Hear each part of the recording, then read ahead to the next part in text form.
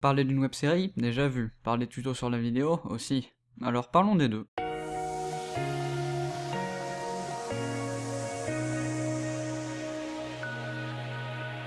Hey yo tout le monde et bienvenue pour un nouveau T'en penses quoi, et cette fois on va parler d'une chaîne assez spéciale dans son genre, Question Con. Alors ça serait assez difficile de résumer Question Con comme ça, mais je vais tenter de faire simple. La chaîne Question Con a débuté le 22 juillet 2013 avec... Quoi, comment ça je donne pas ce genre de détails d'habitude? Bah oui, parce que ça sert à rien normalement, mais...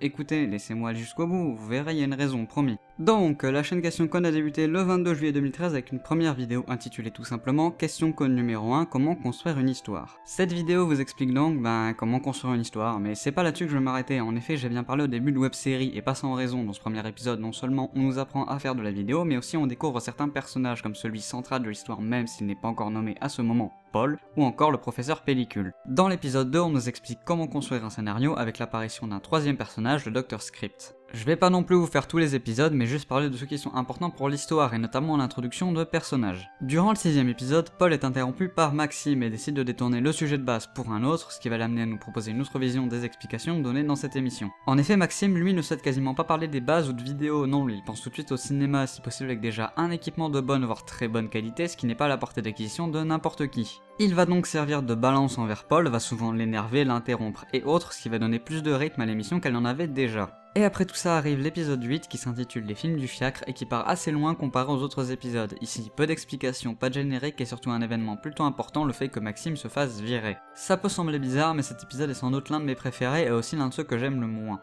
Tout d'abord par la réalisation style making-of pour les 3/4 du temps et par les instants de blanc ou de vide qui sont très probablement volontaires mais qui m'ont pas mal ennuyé.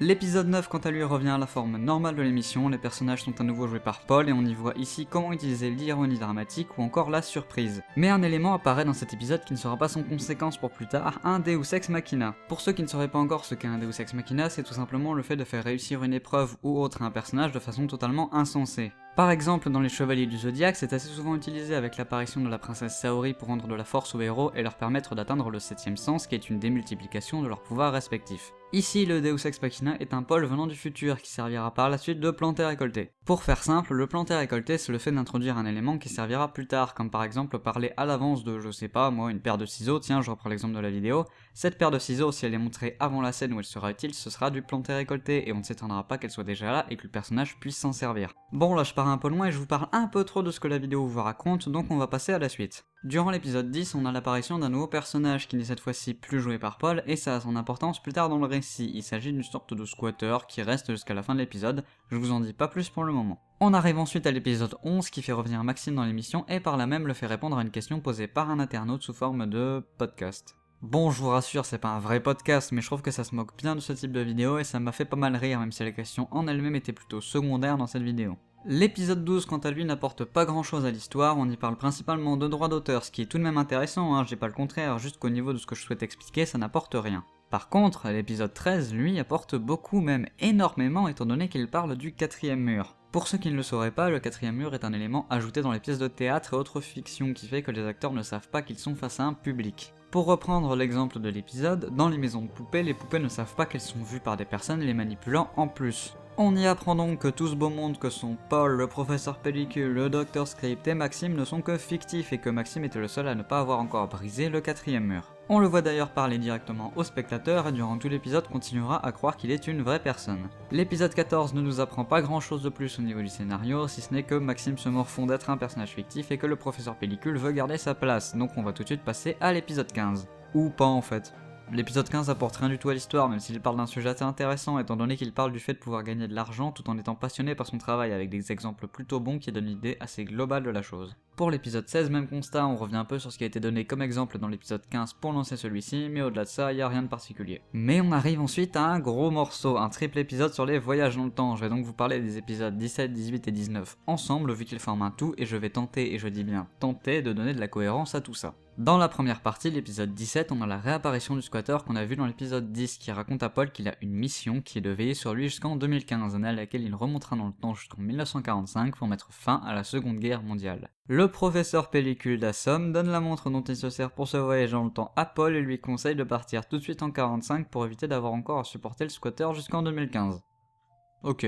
Paul appuie sur la machine et arrête le temps, puis tente d'apprendre à s'en servir en se rendant compte que ça serait trop long de simplement bouger les aiguilles pour retourner. En 45, il appuie donc sur la machine et se retrouve téléporté à ce qui semble être le Moyen-Âge et se fait ligoter par un chevalier qu'il a vu apparaître. On arrive maintenant à une partie importante de l'histoire, les paradoxes et multiples arrivées et départs de Paul. Paul va donc voir arriver un autre lui qui assomme le chevalier et va ensuite le libérer pour qu'il puisse faire de même avec le Paul ligoté 2 minutes plus tôt.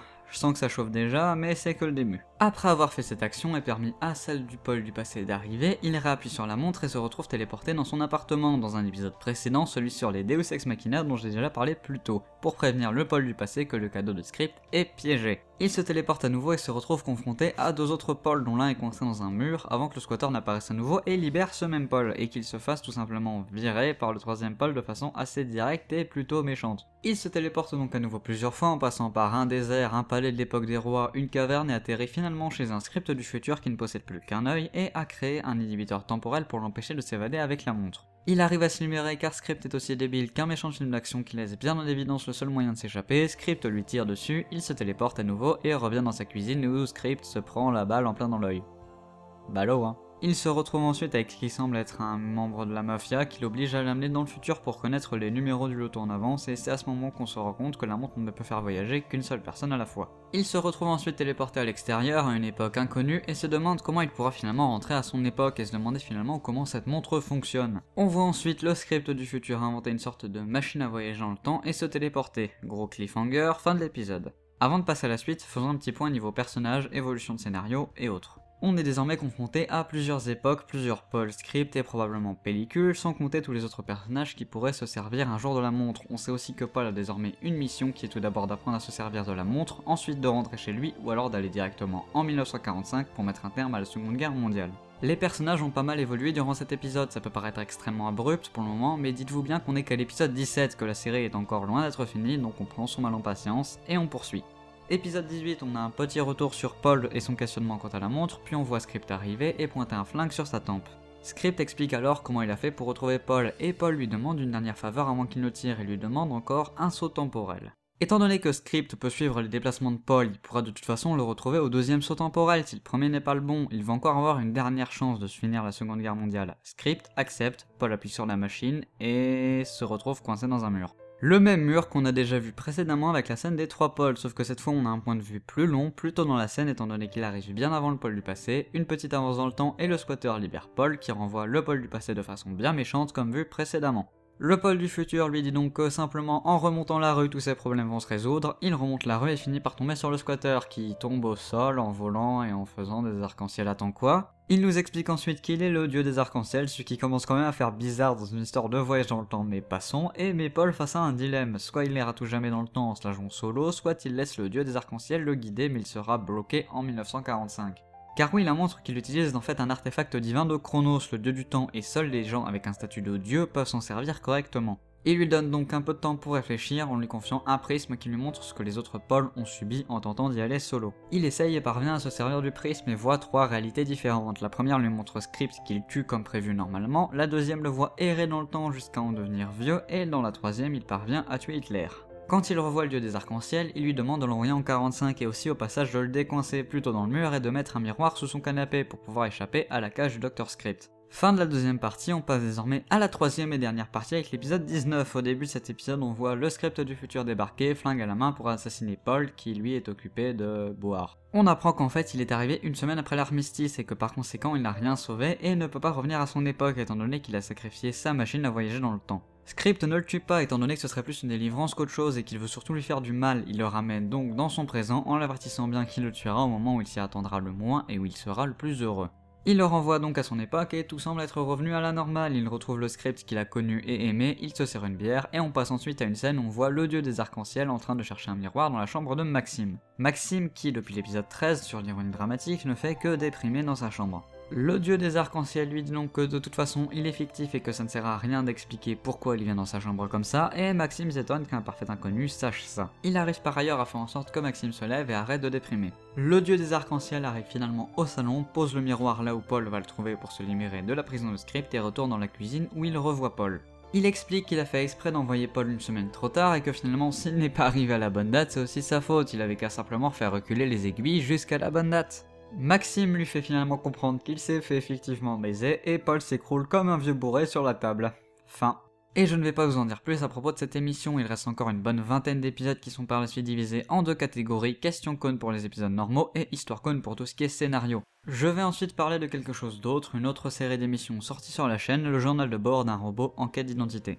Dans cette série de vidéos, on suit Hal, l'un des deux robots buveurs de thé présentés au tout début de Question Cône dans le tout premier épisode. Il dit au revoir à Steve, le deuxième robot, en envoyant son code sur internet. La série de vidéos est tournée sous forme de vlog avec pour titre le titre de l'émission suivi de la date sauf pour le dernier épisode, mais j'y reviendrai plus tard. Je ne parlerai pas de toutes les vidéos parce que le format vlog quasiment vide est voulu, donc je vais juste revenir sur ceux qui peuvent sembler importants. On continue donc avec le journal de bord du 23 novembre 2014 où il donne une petite leçon de musique étant donné qu'il souhaite devenir compositeur et que comme c'est un robot, il a plus de facilité à ce niveau-là. Durant ces autres épisodes, il va principalement faire des conneries de montage, des choses ressemblant à la YouTube Poop et expliquer un peu comment il est, certaines de ses spécificités, etc.